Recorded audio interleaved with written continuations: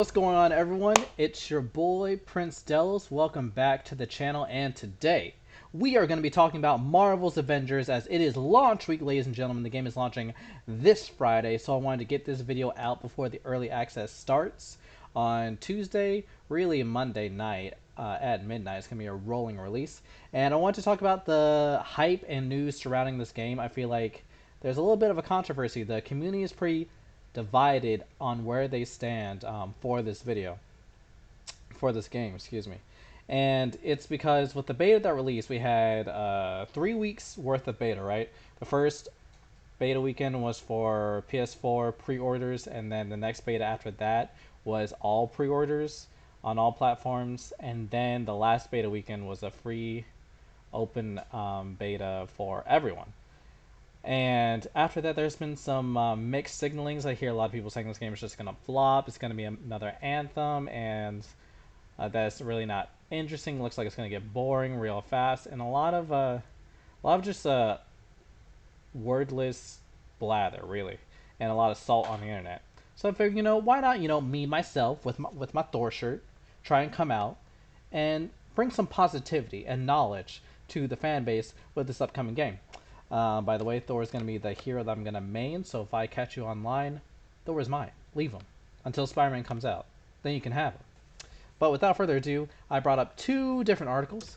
The first one is going to be from Square Enix's website. The first thing that I want to commend Crystal Dynamics and Square Enix is that they have really been rolling out and being transparent with the fan base in this game. In this last week, they've posted about every day, every other day, little tidbits of what we can expect when Marvel's Avengers is finally in our hands. So this one right here is special because it's talking about Black Widow. A lot of people in the beta, with one of the most positive things that they said is that Black Widow felt amazing. They loved the way that she feels. They loved the way that she played. The way she was schmoovin'. She was smoothing in the streets. She was swinging from the light poles, and her combat, it made you feel like, a super secret agent, like Black Widow is known to be in S.H.I.E.L.D.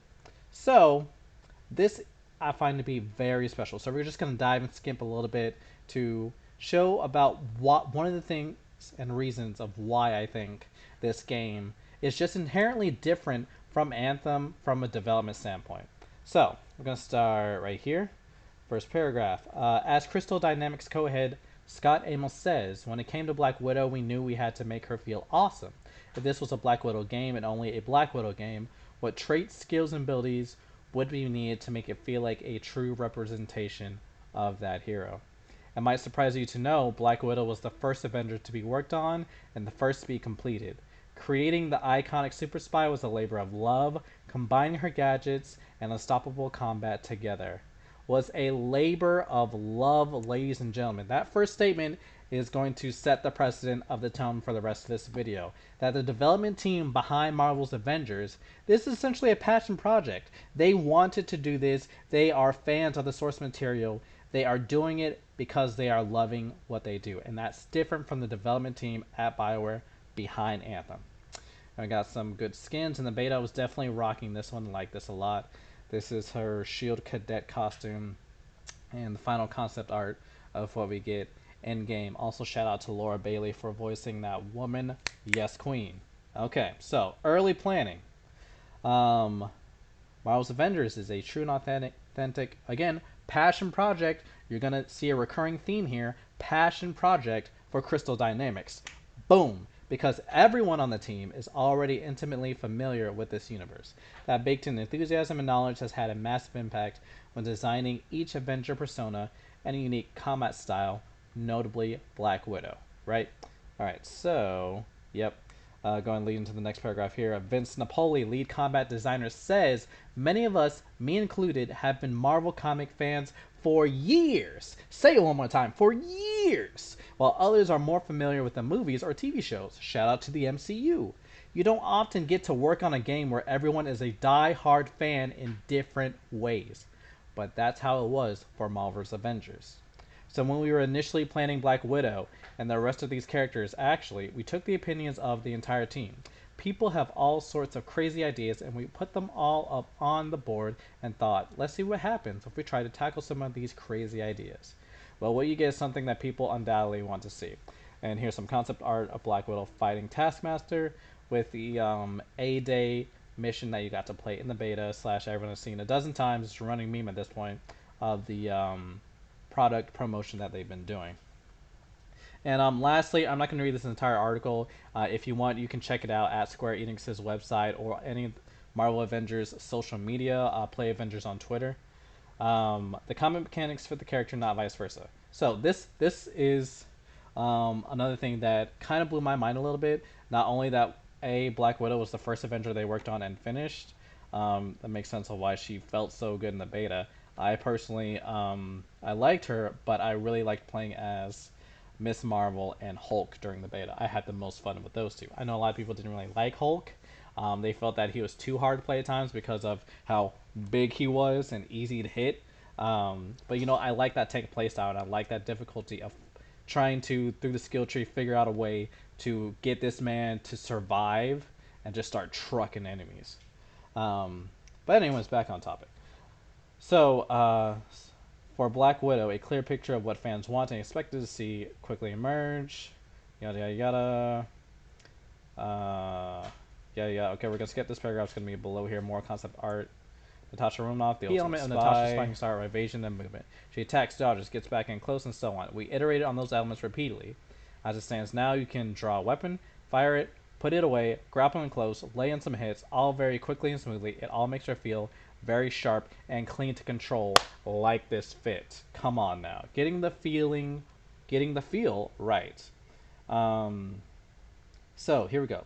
You've seen a bunch of, we're just going to skip this and say, you've seen a bunch of trip kicks before in games. Heck, you can buy trip kicks off the shelf for your game. But turning it into something that specifically fits Black Widow was weirdly satisfying. A lot of that was because of how clean and quick it was, as well as the posing. It's efficient, and there's a sort of elegant, ballerina-type feel to the way it moves. It's not just a standard trip, it's the Black Widow version of that move. And here we go, the move in action. Bye-bye sayonara. Achieving that feeling on that one simple move allowed the team to look through the rest of the character's repertoire. Napoli says once you start nailing those moves, once they feel true to the character, it becomes easier to see things that don't quite match up. We could then refine those things over and over until they just felt right. Until they felt just right. So when we had that trip kick, it was really a case of let's make everything feel like that.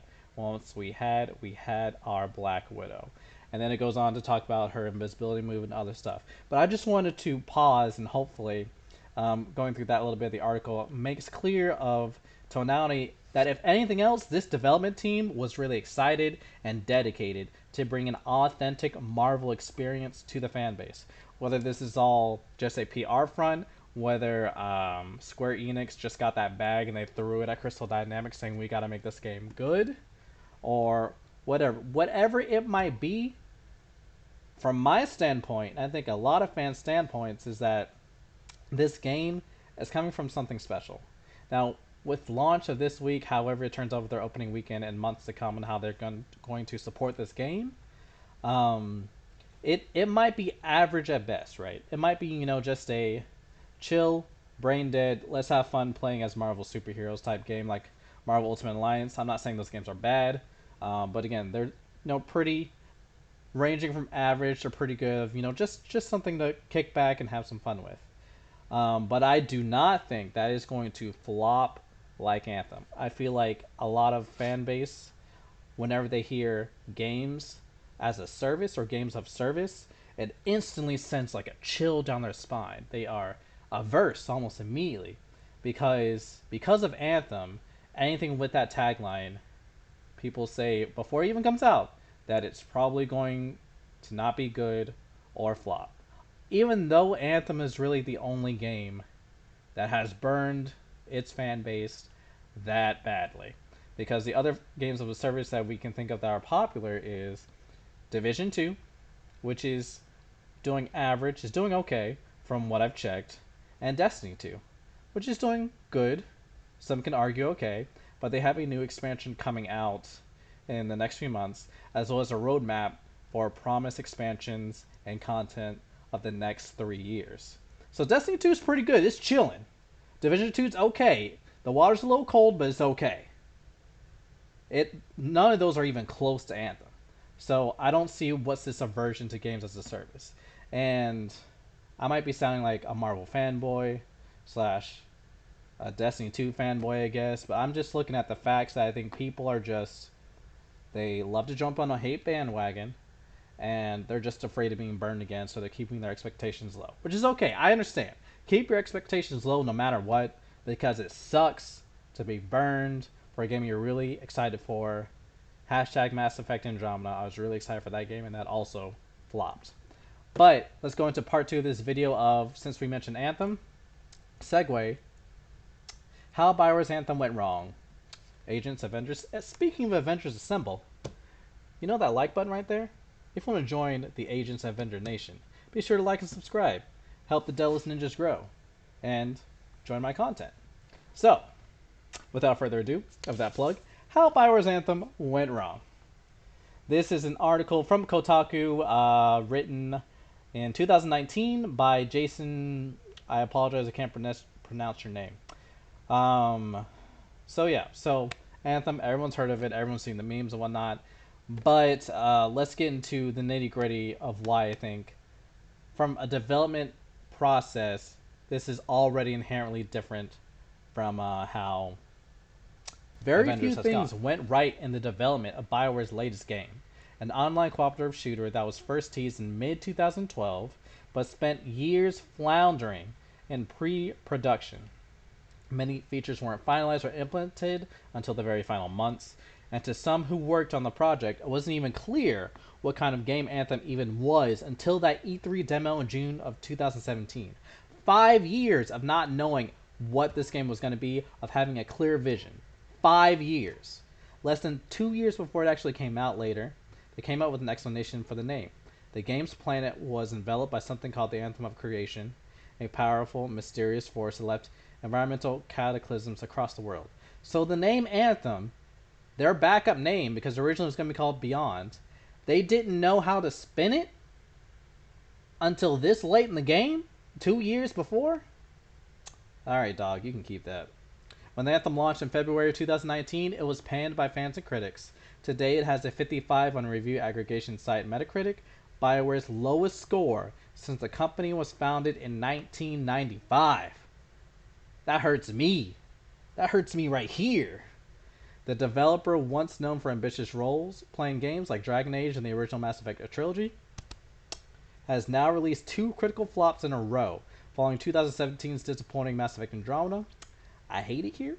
Although hardcore fans have put their faith in BioWare to continue fixing Anthem's bugs, improving its mechanics, especially since Bungie's Destiny, oh, there we go again, similar game, had a rough launch and eventually recovered, few were happy with the initial release. Anthem wasn't just buggy and thin on content, it felt half-baked, true, like it hadn't been play-tested and tweaked enough by developers with experience playing other looter shooters in the weeks after launch. There appeared to be a major new problem every day. So, right there, off the bat, this Anthem was riddled with problems in its development, leading all the way to its launch in 2019. And even then, it still had problems. It left many fans wanting. It was pretty much dead after a few months. There's still a small sect of fans I know play it, have a small passion for the game, hoping and praying BioWare can pull it from the ashes. But it's not looking too good for y'all. There was supposed to be an Anthem 2.0 fall of last year. So before the whole situation that's known as 2020 is now hit, it was supposed to come out, and through whatever means, it didn't. They pushed it back. They pushed it back even more. They released some information saying they're not even close now to Anthem 2.0. So it's just not looking good for Anthem. I mean, there's just situational differences between Marvel's Avengers and Anthem, so I just don't think it's a fair comparison. So let's see here. I think the last thing that I want to leave with this article, again, if you want to read it for yourself, how BioWare's Anthem went wrong on Kotaku. So, this account of Anthem's development, based on interviews with 19 people who either worked on the game or adjacent to it, all of whom were granted anonymity, yada yada yada, they're trying to hide. It's a story of indecision and mismanagement. It's a story of technical failings as EA's Frostbite engine continued to make life miserable for many of BioWare's developers, and understaffed departments struggle to serve their team's needs. It's the story of two studios, one in Edmonton, Alberta, Canada, and another in Austin, Texas, that grew resentful toward one another thanks to a tense, lopsided relationship. It's the story of a video game that was in development for nearly 7 years, but didn't enter production until the final 18 months thanks to big narrative reboots, major design overhauls, and leadership teams said to be unable to provide a consistent vision and unwilling to listen to feedback. So, I don't see anything about passion, excitement, or love in the development of this game. From the accounts of these anonymous employees, they're just saying about the problems, the pressure, the tension, the struggles of all the years of development to bring Anthem to the table.